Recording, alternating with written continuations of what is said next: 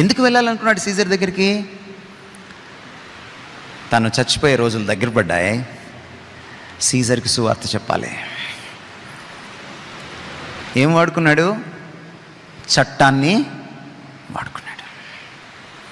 పౌలుకి బాగా తెలుసు సీజర్కి సువార్త చెప్తే తల తెగిపోద్దని. ఎలా చచ్చిపోయాడు పౌలు? అలాగే చచ్చిపోయాడు, హతసాక్షి అయ్యాడు. కానీ సీజర్కి సువార్త చెప్పాడు. ఈరోజు మీకు నేను చెప్పాలనుకుంటున్నాను, అందుకే suffering has got a legal side. మనం భారత రాజ్యాంగాన్ని చదవాలి పాస్టర్లు. మీకు మీ హక్కులు తెలుసుకోవాలి. మీరు భారత రాజ్యాంగంలో మీకున్నటువంటి హక్కులు మీరు తెలుసుకోవాలి. రాజ్యాంగం మీకు ఇచ్చే స్వేచ్ఛను మీరు దుర్వినియోగం చేయకూడదు, అలాగని సద్వినియోగం చేసుకోకుండా ఉండకూడదు. మీరు కూడా పోలీస్ స్టేషన్కి వెళ్ళచ్చు. మీ మీద తప్పుడు నేరాలు మోపడానికి వాళ్ళు వెళ్ళక్కర్లేదు, మీరు కూడా వెళ్ళచ్చు. ఇందాక స్వామి గారి గురించి చెప్తా ఉన్నారు. నేను ఆయన బాగలేనప్పుడు రాత్రి 8:30కి చూడడానికి వెళ్ళాను ఆయన్ని. వాళ్ళ భార్య లేరు అక్కడ.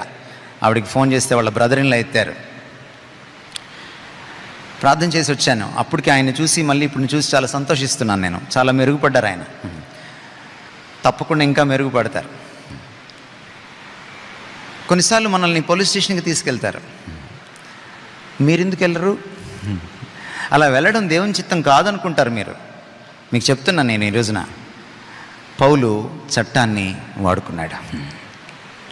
మీరు కూడా చట్టాన్ని వాడుకోవచ్చు, తప్పులేదు. ఇంకా కావాలంటే మీరు పోలీస్ ప్రొటెక్షన్ అడిగి సువార్త చెప్పడానికి వెళ్ళచ్చు. మీకు తెలుసా ఈ సంగతి? మీరు ఎస్పీకి అప్పీల్ చేసుకుంటే మీకు ముందుగానే ప్రొటెక్షన్ ఇస్తారు.